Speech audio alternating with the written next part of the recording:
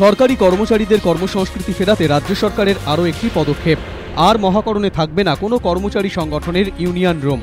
শাসক ও বিরোধী মিলিয়ে মোট 7টি কর্মী সংগঠনকে ইতিমধ্যে 31শে ডিসেম্বরের মধ্যে ঘর ছেড়ে দেওয়ার জন্য নির্দেশিকাও জারি করেছে রাজ্য সরকার। রাজনৈতিক দলের সভা মিছিল থেকে শুরু করে বিভিন্ন কর্মী সংগঠনের কর্মসূচি সম্বলিত পোস্টারে একসময় 6 লাখ থাকত মহাকরণ। সিঁড়ির মুখে পূর্ত দপ্তর পোস্টার সাঁটানো, পৃথক বোর্ড লাগানো সত্ত্বেও অধিকাংশ সংগঠনই সেদিকে নজর দেয়নি। কিন্তু কর্মী সংগঠনের এইসব কার্যকলাপে রাশ টানতে কড়া পদক্ষেপ করল রাজ্য সরকার। কোঅর্ডিনেশন কমিটি, আইএনটিইউসি সহ মোট 7টি কর্মচারী সংগঠনকে পূর্ত দপ্তর নির্দেশিকা দিয়ে জানিয়েছে, নবরূপে মহাকরণে থাকবে না কর্মী সংগঠনের কোনো জায়গা। এমনকি তাদের বরাদ্দ ঘর 31শে ডিসেম্বরের মধ্যে ছেড়ে দিতে হবে, অন্যথায় কড়া ব্যবস্থা নেওয়া হবে। যখন তখন আর মিটিং মিছিলও করা যাবে না।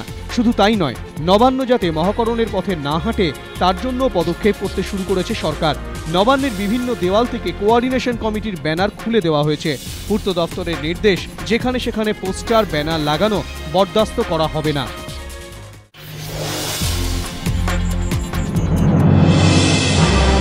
22শে নভেম্বর 5 পুরসভার ভোট। মেরে কেটে আর 1 সপ্তাহ বাকি।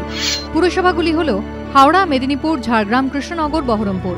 পঞ্চায়েত ভোটের পর 5 পুরসভার এই ভোটেই ফের জনতার মন আঁচ করতে পারবে শাসক বিরোধীরা। পঞ্চায়েত ভোটের মতোই এবার পুরো ভোটেও সাফল্যের ধারা বজায় রাখতে পারবে বলে আশাবাদী তৃণমূল। ইতিমধ্যেই 5 পুরসভার ফলাফল নিয়ে তৃণমূলের অন্দরে শুরু হয়েছে অঙ্ক কষা। দলের সর্বভারতীয় সাধারণ সম্পাদক মুকুল রায়ের আশা, 5 পুরসভায় তৃণমূল এবার 65% আসন পাবে। এর মধ্যে হাওড়ায় 50টি আসনের মধ্যে 37-38টি আসনে তারা জয়ী হতে পারেন। গত পুরভোটের ফলাফলের নিরিখে এই 5টি পুরসভার মধ্যে একমাত্র মেদিনীপুর বাদ দিয়ে বাকি 4টি পুরসভাই বিরোধীদের দখলে ছিল।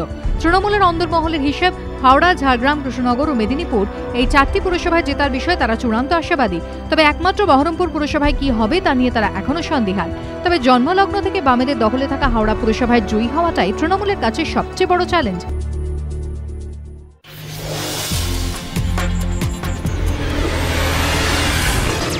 ফের একই অভিযোগ, শিক্ষানবিশ ছাত্রীর শ্লীলতাহানি। অভিযুক্ত সেই সুপ্রিম কোর্টের অবসরপ্রাপ্ত বিচারপতি। কয়েকদিন আগের ঘটনা।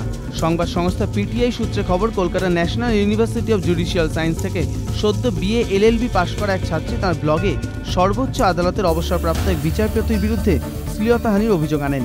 অভিযোগের সত্যতা যাচাই করতে 3 সদস্যের কমিটিও করেছে সুপ্রিম কোর্ট। অভিযোগ ওঠার পর কয়েকদিন কাটতে না কাটতেই সেই অবসরপ্রাপ্ত বিচারপতির বিরুদ্ধেই ফের যৌন নিগ্রহের অভিযোগ তুলেন আর এক শিক্ষানবিশ ছাত্রী। একটি ওয়েবসাইটকে উদ্ধৃত করে সংবাদ সংস্থা পিটিআই জানিয়েছে, সোশ্যাল নেটওয়ার্কিং সাইটে নিজের নাম দিয়েই ন্যাশনাল ইউনিভার্সিটি অব জুরিডিক্যাল সায়েন্সেরই ওই ছাত্রী অভিযোগ করেছেন, গত বছর আমাকেও একাধিকবার যৌন নিগ্রহের শিকার হতে হয়েছে। যেমনভাবে কর্মক্ষেত্রে বিভিন্ন মহিলাকে তাদের উচ্চপদস্থ আধিকারিকদের হাতে নিগ্রহের শিকার হতে হয়।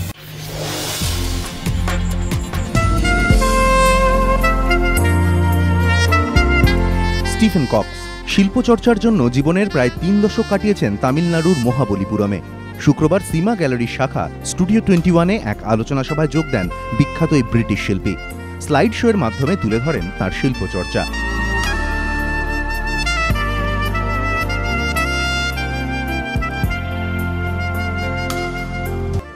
আলোচনা প্রসঙ্গে উঠে এলো ভারতের সঙ্গে স্টিফেন কক্সের নিবিড় যোগের প্রসঙ্গ। তিনি বলেন, শিল্পীর কোনো দেশ হয় না, শিল্প সর্বজনীন। তাই ব্রিটেনের পাশাপাশি ভারতও তার কর্মস্থল।